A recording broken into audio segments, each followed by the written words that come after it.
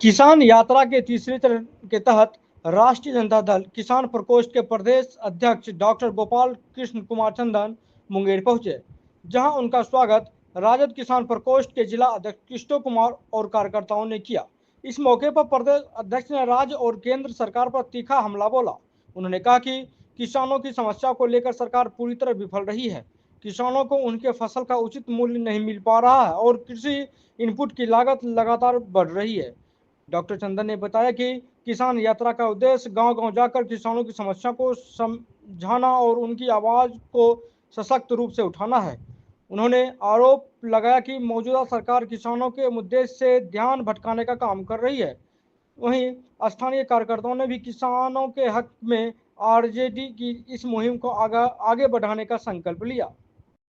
बैठक नहीं है, ये किसान न्याय यात्रा है और किसान न्याय यात्रा के तृतीय चरण में ये 10वां जिला है हमारा। लगभग हमने 1 महीना से अधिक का वक्त से पहले से हम लोग किसान यात्रा न्याय यात्रा किसान न्याय यात्रा जो शब्द है जो अपने आप में दर्शाता है कि केंद्र और राज्य की जो सरकारें हैं 20 वर्षों से राज्य में नीतीश कुमार जी हैं और केंद्र में 11 वर्षों से मोदी जी के साथ, दोनों के गलत नीतियों के कारण किसान बिहार के किसान परेशान हैं और बिहार करते हुए मजदूर बनने को भी बस बिहार से बिहार अर्थात बिहार के बाहर पंजाब चले जाएंगे, गुजरात चले जाएंगे, ये हरियाणा चले जाएंगे, कहीं किसी के साथ मजदूरी का कार्य कर रहे हैं, किसी कंपनी में कार्य कर रहे हैं। और जो व्यक्ति 14 से पहले गुजरात के मुख्यमंत्री थे और 14 के बाद भारत के प्रधानमंत्री बने,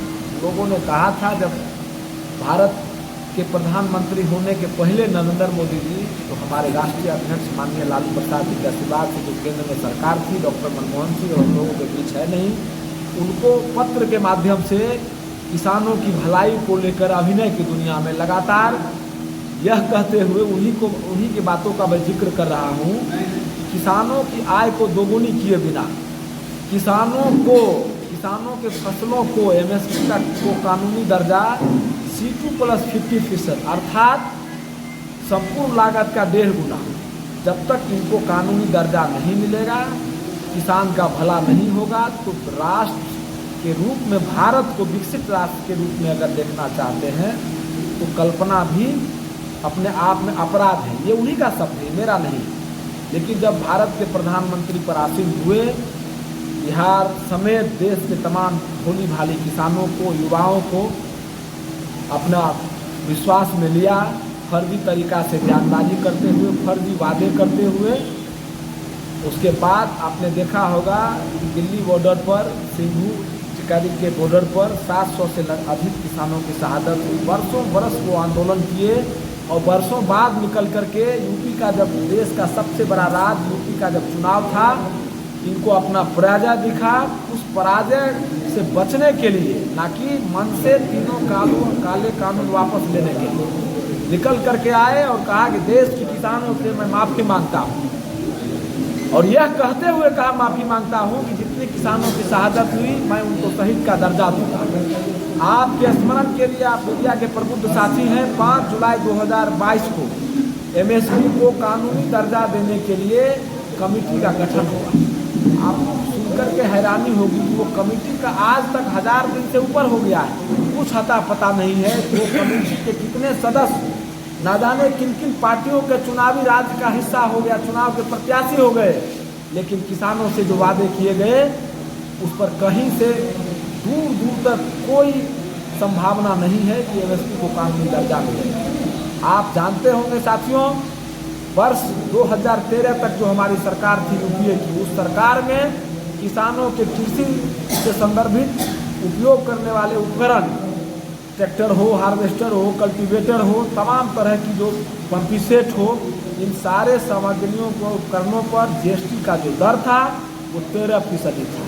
और आज आप जान रहे हैं सब पर जीएसटी 0 से बढ़ा करके 0 अर्थात नहीं के बराबर और 0 से बढ़ाकर 13 से 18% कर दिया गया।